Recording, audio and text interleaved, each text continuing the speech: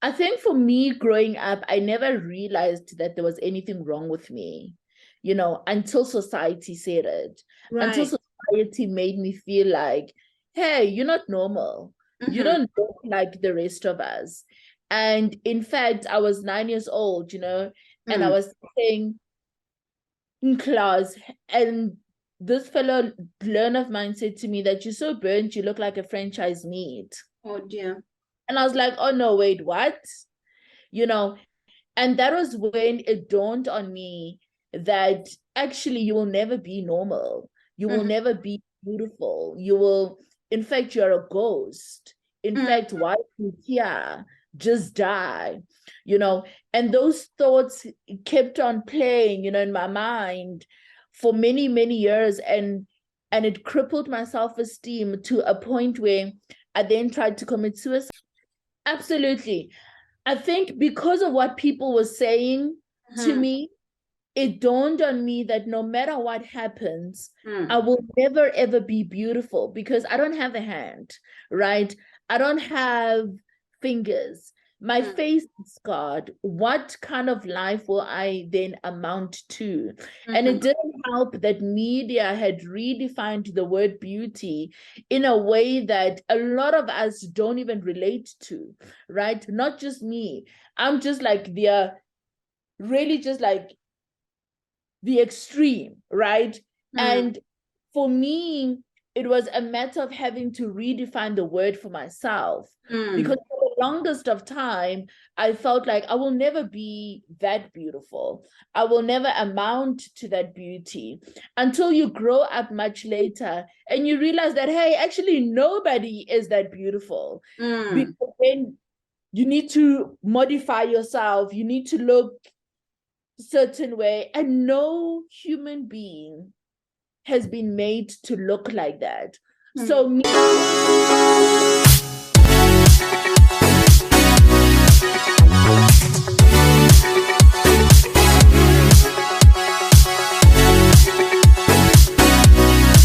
My name is Melta, and this is Inspire. So I met Itu Melenge on her Instagram page. I was so touched. I was so touched, guys. I was so touched. I was so moved. She was talking about being grateful, and I instantly felt like repenting. And I saw so many things that I should be grateful for. No, I saw Itu Melenge. So Itu uh, Melenge is a lady. She's very phenomenal. I've been following her. She's a mother, she's a wife, she's a content creator, she's a motivational speaker, she is an author, she is an entrepreneur. So she's right here with me. Obviously, Itumeleng, you gotta introduce yourself in yeah. much more, proper way than I just. Yeah, it's an honor to have you. Thank you for accepting my invitation, by the way. No, thank you so much for inviting me. It's such a privilege and an honor. Yes, and who is Itumelenge? Itumeleng is a young, beautiful lady who was born in South Africa, and my life changed really when I was 11 months old, Mm-hmm. and I was sleeping, on the bed, and then the candle then fell on top of the bed, Mm. and during that accident, rather, I then lost my right hand. Four fingers, on my left, my face is scarred as well as the right side of my body. Brain scars were showing. My right hand side was completely burnt off. My nose was completely burnt off. My mouth was torn, into pieces. My ear is actually man-made. Because then the surgical doctor had to remake it, and from 11 months until 15 years, I've had 104 surgeries. A hundred and And four. yeah, 104 surgeries. But many years later, here I am, motivational speaker, a best-selling author, an entrepreneur, a mother, a wife, and I am just grateful for just being alive, really, And I just look at my surroundings, and I'm just like, oh my God, what the Lord has done, in my life is so pleasant, and it's such a beautiful thing to see and witness, right? Because growing up, I never thought that I would mount to anything. So, and the biggest challenge of mine was the word beauty, and now here you are, like you are a young little girl trying to just live, right? That's actually what I was about to ask exactly. I was like, how was she like growing up as, a child, as a teenager, looking at herself with that disability that she doesn't know it? No, well, you found yourself like that, 11 months, you didn't know nothing, you are still a baby, and growing up and find yourself different actually from the others. So like, how was it like you growing up, going to school with other kids and then becoming a teenager, being, you being a girl, tell me how that journey was like. Yeah. I think for me growing up, I never realized that there was anything wrong with me, until society said it, until society made me feel like, hey, you're not normal. You don't look like the rest of us. And in fact, I was 9 years old, and I was sitting in class, and this fellow learner of mine said to me that you're so burnt, you look like a franchise meat. Oh dear. And I was like, oh no, wait, what? And that was when it dawned on me that actually you will never be normal.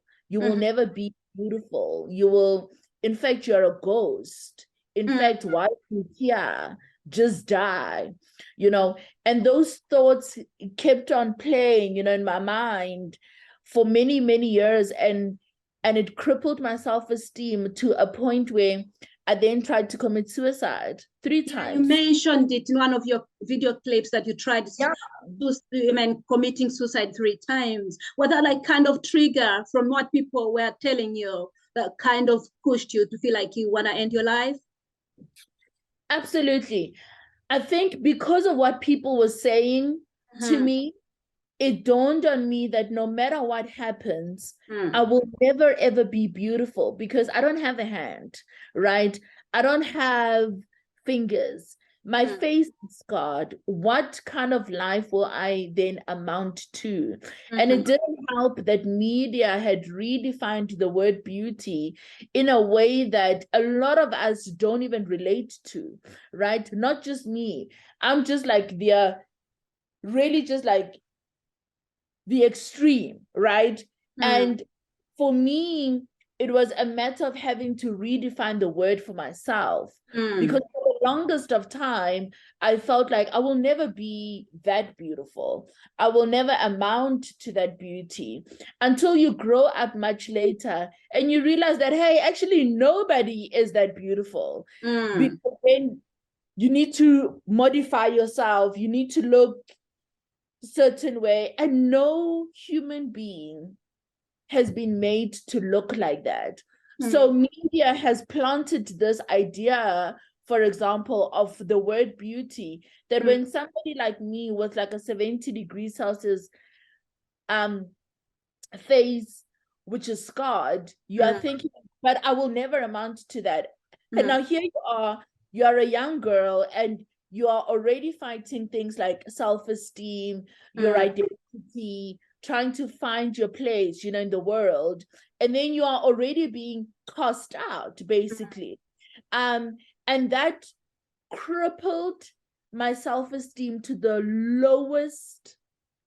I don't think that there's anybody that has ever suffered a low self-esteem. I can feel your pain, Itumelenge. Yeah. I can feel your pain. But again, watching you and following you, you gave me another perspective of beauty. You gave me another definition of beauty. You are so beautiful. You're so beautiful. Because you have that beauty, and the inner beauty. You taught me how to look at the inner beauty.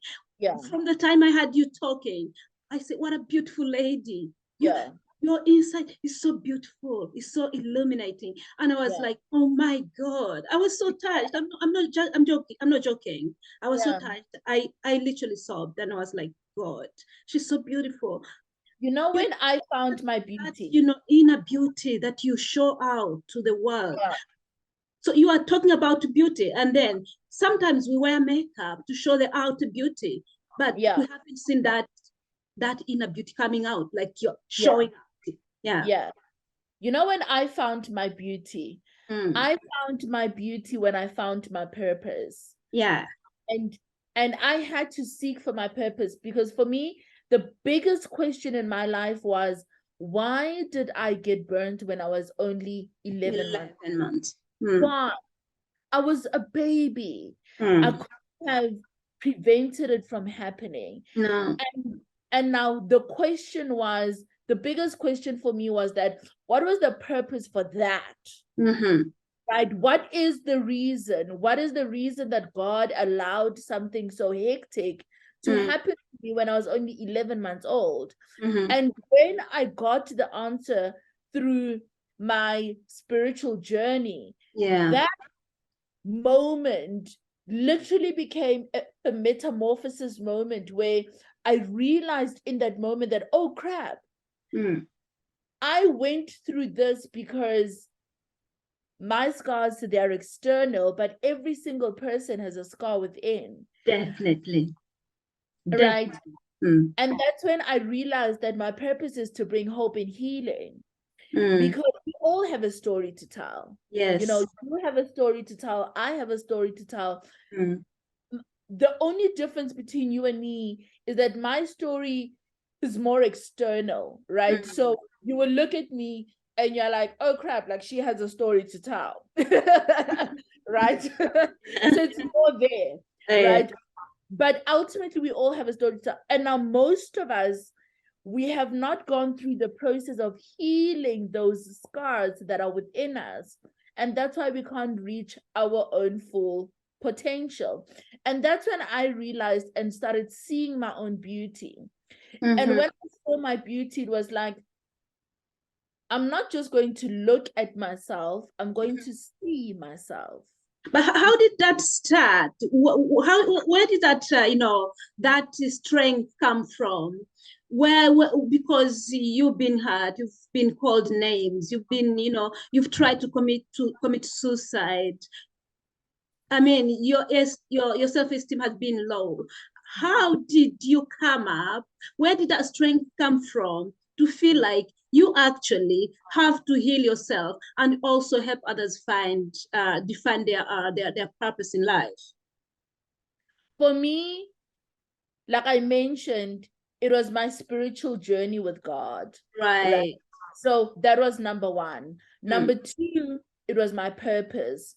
And the very first book that I read when I was trying to discover my purpose was a book by Rick Warren. The Purpose Driven Life book. That book, Emertha, changed my life. Literally. That book literally changed my mindset. It changed how I think. And from that moment on, I was seeking my purpose. And when I realized that my purpose was to bring hope and healing, I felt so important. And I felt like, oh, so that is why this happened. And therefore, the world actually needs me. You know, and that makes you start thinking differently. Because then you're like, okay, so since the world needs me, what is it that I'm bringing to the world, right? And for me, the major things there was hope, to say that no matter what you've been through, no matter what you're going through, it's gonna be okay, right? And if things could be okay for me, when I have one hand and I've got one finger and I've got a scarred face, then clearly, surely, it will be all right for you too, right? But also to bring you healing, to say, yes, you've been through stuff, but let me help you go through that healing process so that you yourself can find yourself in a gratitude moment, when you're really, really and sincerely gratitude, when you start loving yourself, when you start appreciating yourself, when you start seeing your own beauty. then you can reach your full potential.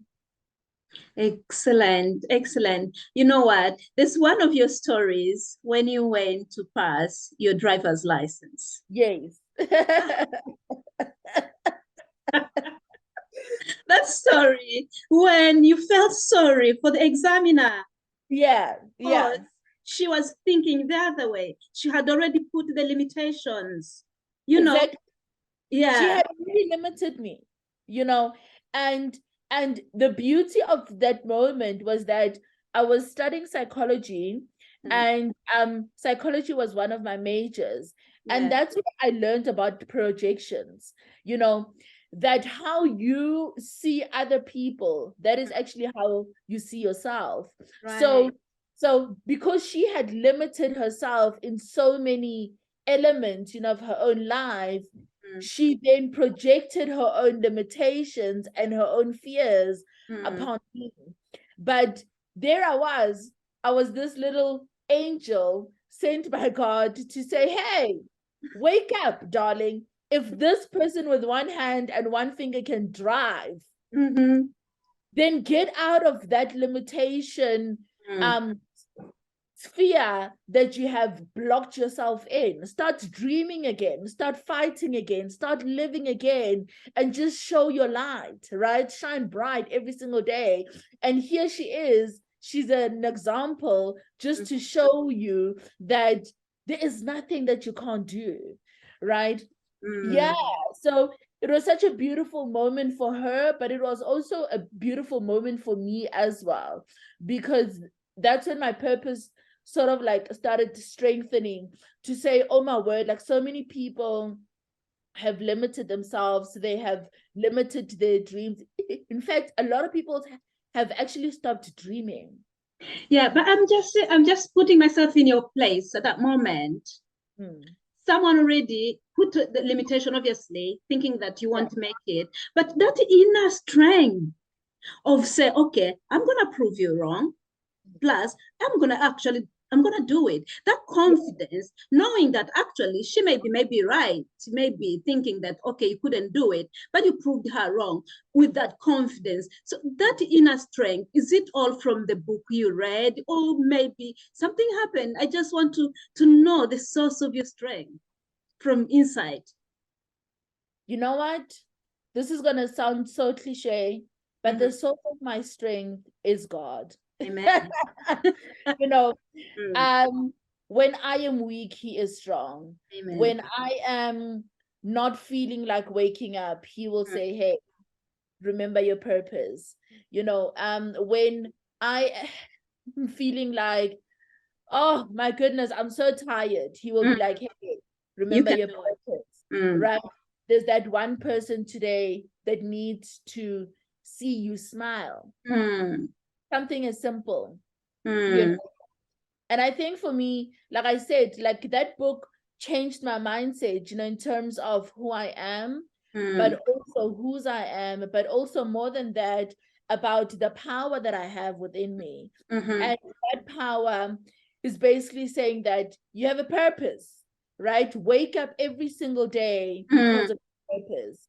And True. that is where my strength really just comes from. But also just to show people that there's so much more that they could do Mm. themselves. Yeah. Mm. Mm. Tell me about self-love. Why is this so important? If you don't love yourself, you can't love other people. Mm-hmm. But also, if you don't love yourself, you can't receive love. You can't. This is Yeah. true. You True. know, so self-love is the first and most important thing Mm-hmm. that you need to start developing within yourself. Mm-hmm. Because once you start loving yourself, then your environment becomes easier to live with, Mm. right? You become more patient with your children, with Mm-hmm. your husband, with Mm. your friends, with your family, with your neighbors, Mm. because now you understand that because you love yourself, Mm. you can easily love the next person, right? And I'm going to make this example. When I was a teenager, Mm. um, I couldn't receive love because I did not love myself. Mm. And the first thought was, how does this guy love me when I'm so scarred and I'm so flawed? Mm. So means that he just wants to play with me, Mm-hmm. right? He just wants to use me. And I Mm. couldn't see and identify what true love is Right. because of it. Mm-hmm.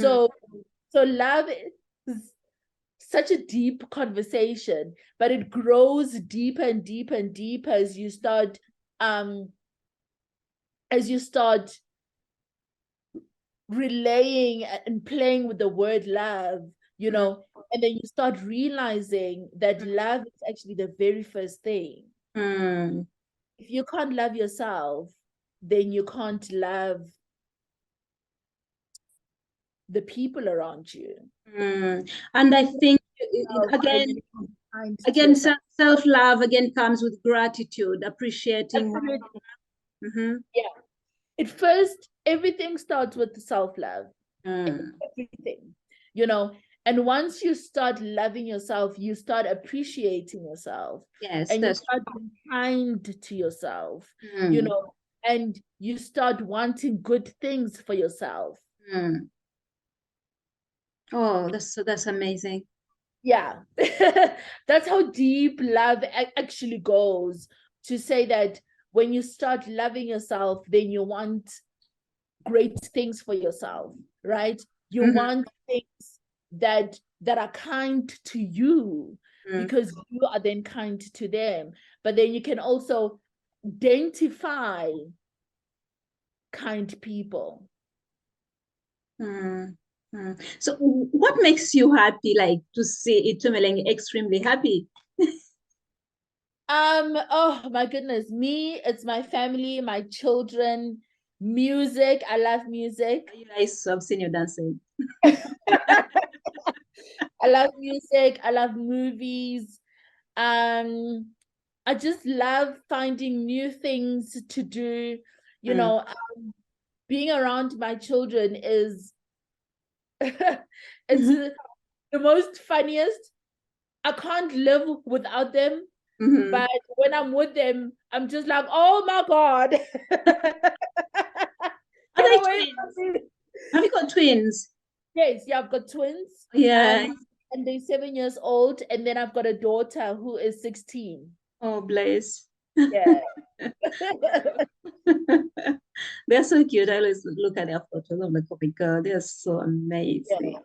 Yeah. So you sell candle. That's one of your business. Is that you turning a lemon into a lemonade? Yeah, yeah. So I got burned from a candle. Right. And I had a phobia for candles, you know. And one of my friends made a joke once, and she said, you know, friend, you're gonna meet a very handsome guy one day, and he's gonna wanna make you like a candlelit dinner, and you are gonna run away. And I said, oh my God, you're right. You know. And then I went and then I researched how to make candles. And then I just started at home and I started making candles myself, lighting Wait, them. so how did you like feel when you saw a candle before you started selling them? How did the candle really make you feel looking at it just? I didn't have a problem with the candle itself. I had a problem with lighting the candle. And I also didn't want the candle near me, right? So for the longest of time, I actually didn't want hot things around me. So like a hot stove, like a gas heater and so forth. I just didn't want those things around me. Because they are hot, right? So just like stay away from them. And also, I think the 11-month-old baby side of me was like, stay away from that, you know. Yeah. You know, yeah, so that's how I got rid of that phobia. But also another thing as well that I love saying is that there was a candle that tried to burn me, and this candle tried to ruin me, and it tried to to heal me, but that very same candle lives within me, and that candle, it's shining bright. So that's another philosophy behind the candle, right? To say that here was this candle that tried to completely ruin me, but the candle is now living within me, you know. So when you buy it, allow your light to shine.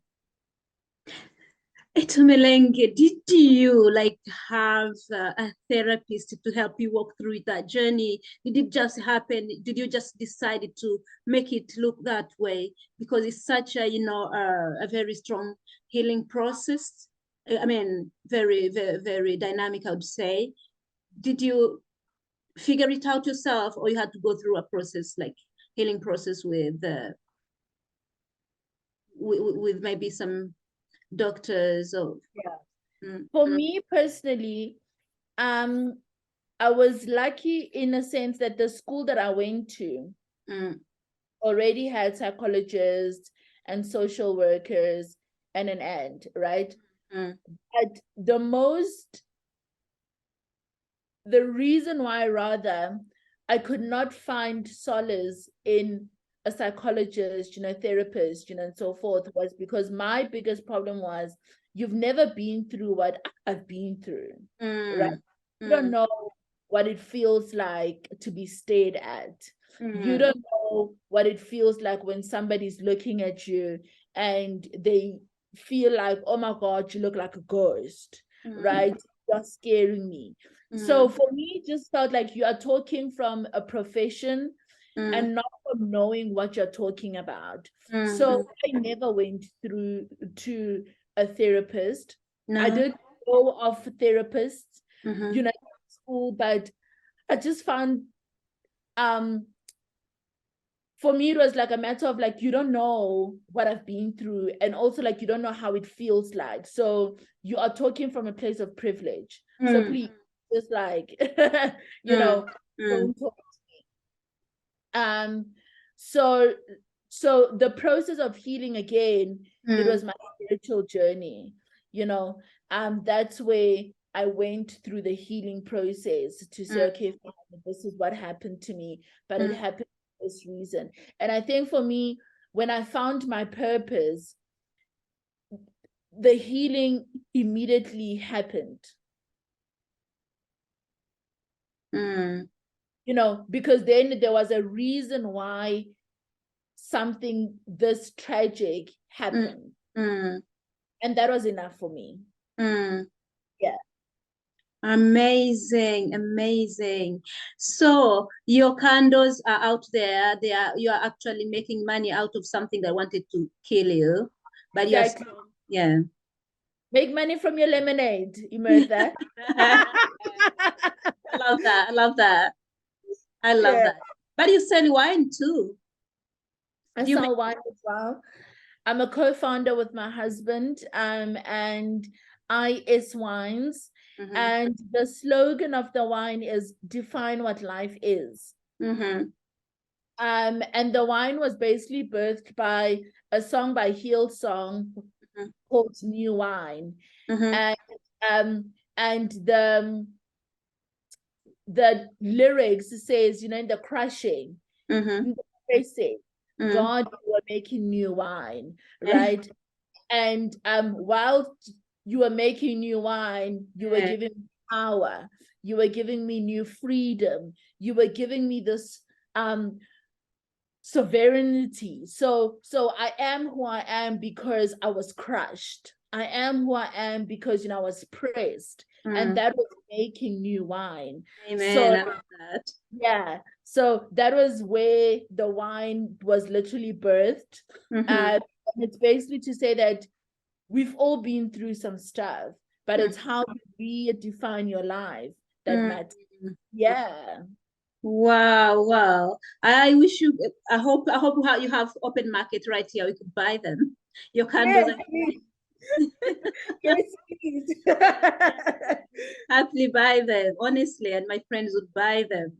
Sure. Thank you. And our viewers would buy them because they have such a strong story to tell, you know? So Yeah. yeah, Oh we will my. make it happen. It will. So again, how do you like to see the world or people, behaving differently based on the story that you've shared of, being bullied and all that? And, how do you, because there's a place where you mentioned that sometimes a negative word that maybe you tell someone to break the last thread, if I'm saying it correctly, the way you said, and that would kill that person. So that was really, again, touching. How do you want to see really people behaving differently, especially when they're dealing with people with disability, or, people who have gone through different situations, those people who have many words that would really hurt others? How do you want to see the world behaving? I would say that this was another thing as well that I studied psychology. Is hurt people, right? So when you're hurt, when you're broken, it is easier for you to hurt another person because you want to feel better, right? So the most important thing that we need to do in this world is to heal people, right? To pray for people, to take people through a healing journey. Because, like I said, we all have got scars, right? So when somebody hurts you, realize that it's not from a place of cruelty. It's from a place of being hurt themselves, right? And once you realize that, I'm telling you, your world will never be the same again. Because then you will realize that actually this person was not hurting me because they are vindictive, right? But they were hurting me because they themselves, they've got those scars. So the first thing that we need to be doing, as a society, is to help take people through their healing journeys. People need to heal. People need to heal. And then once people have healed, then they must find out what their purpose is. And that is what will help you wake up each and every single day. Trust me, it happens with me as well, where, it's like 5 a.m. and you're like, oh, do I have to wake up? Right? And the only thing that will get you up is your purpose. True. It is your purpose. And once you found your purpose, find your power. And your power lies within you. And Lao Tzu says it best, and he says, mastering others, that is called strength.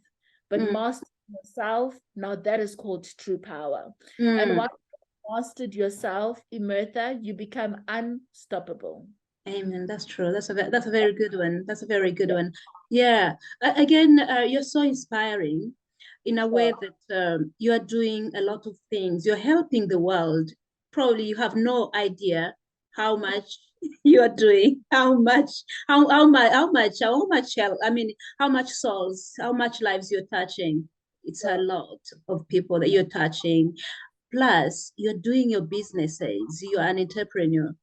So I am here. I have two hands. I have both legs, like you mentioned in your other clips. So, what do you have to say for people really who think it is not possible, they can't make it? Yes, they are blessed to have, all the parts of their bodies. They are okay, but maybe something's happening. Like you said, there are some invisible scars. Maybe they might be going through others internal problem that we can't, see with our own eyes. But what do you have to tell those people who feel like, no, we can't do it, it's not possible, no money, no job, nothing like that, and they become, ungrateful and perhaps not even trying to do anything in life?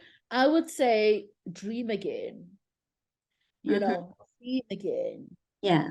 Find that goal again. And have a 1-year plan, have a 6-month plan, have a 1-week plan, and when you can't walk, crawl, right? When you can't run, walk. But just do something, right? Towards your dreams. Start dreaming again.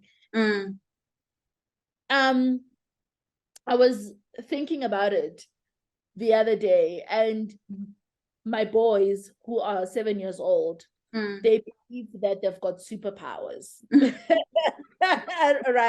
Yeah. And they're like,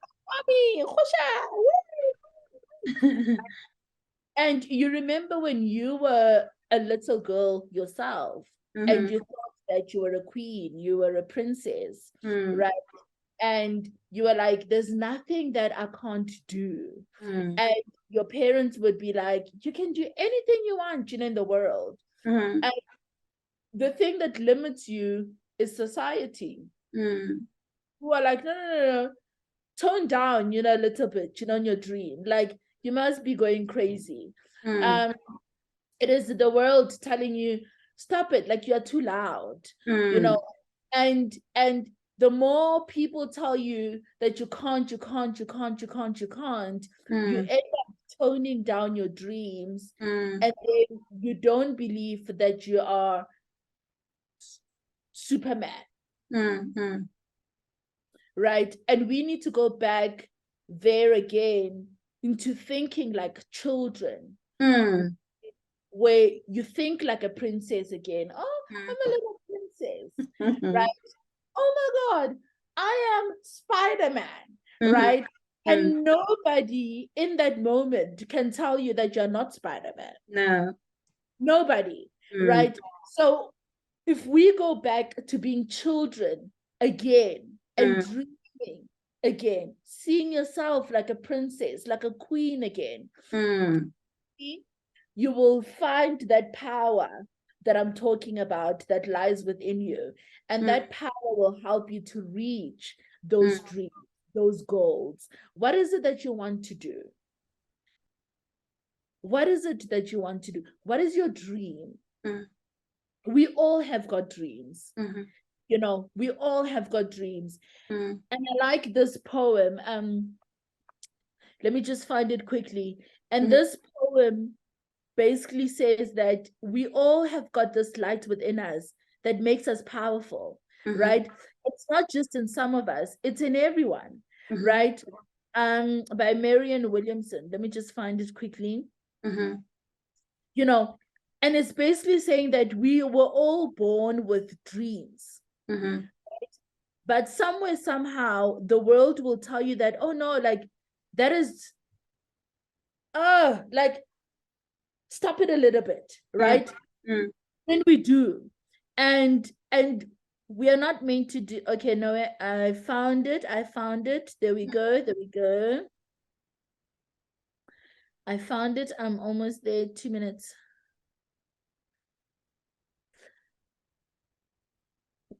Our deepest fear is not that we are inadequate. Our deepest fear is that we are powerful beyond measure. It is our light, not our darkness, that most frightens us. We ask ourselves, who am I to be brilliant, right? Gorgeous, talented, fabulous. Actually, Imertha, who are you not to be? You are a child of God. Your playing small does not serve the world. There is nothing enlightened about shrinking so that other people won't feel insecure about you. For we are all meant to shine, right? All of us, as the children do, right? We were born to make manifest the glory of God that is within us. It is not just in some of us, it's in everyone, right? And as we let our own light shine, we unconsciously give other people permission to do the same. And as we are liberated from our own fears, our presence automatically liberates others. And that's a poem by Marianne Williamson. I love it. And that poem basically says that a lot of us have become fearful, because of what we were told, right? So here's my 7-year-old, and he's saying, I'm Spider-Man, woo, mommy, right? Superpowers. And then the mother says, oh no, like there's no such thing. Right? So now he planted that seed that, oh no, wait, so there are no superpowers. Right? And the more he hears that, the more you break his self-esteem. Point where then he stops dreaming because it's not possible. Right? And that comes from society, from voices. Up until you can master your own voice, I can do anything that I want to do. I can dream again and I can fulfill that dream. Trust me, nothing can stop you from fulfilling and reaching your full potential. So if I understand you, it's about us, again, being kind. Kindness is the most important thing, being kind to ourselves and to others.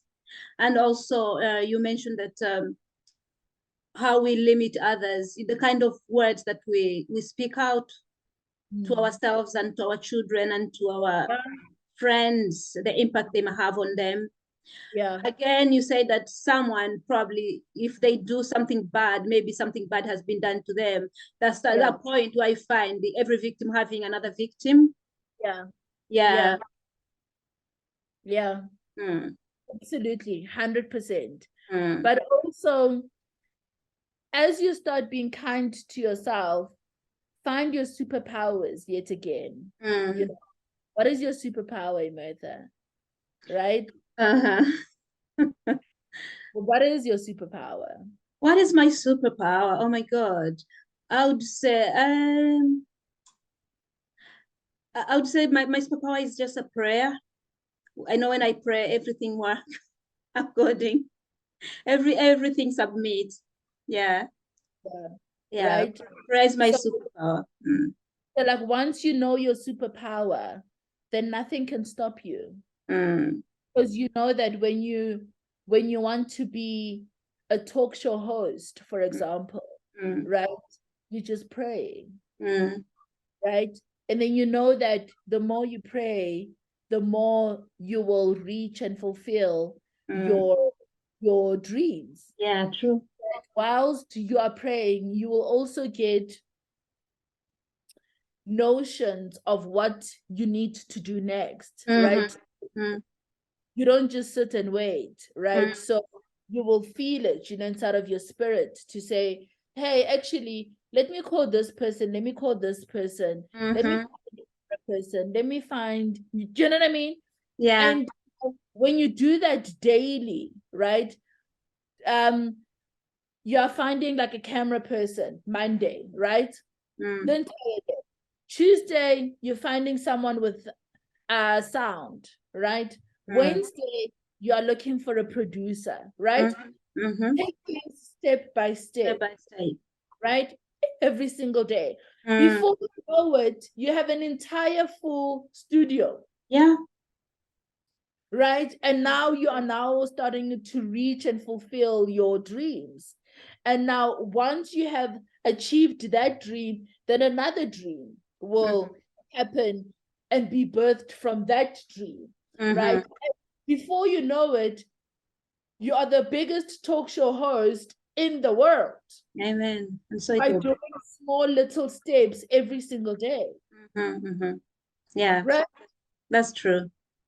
And that is you finding your superpowers. That is finding that dream within you, and you're like, I'm not dying until this dream comes to pass. Yeah. So what is yours? What is your real superpower?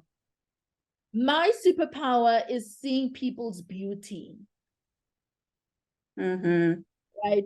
So if you don't see your beauty, I can be able to see your beauty. Wow. Wow. Wow. That's amazing. You are really at a stage that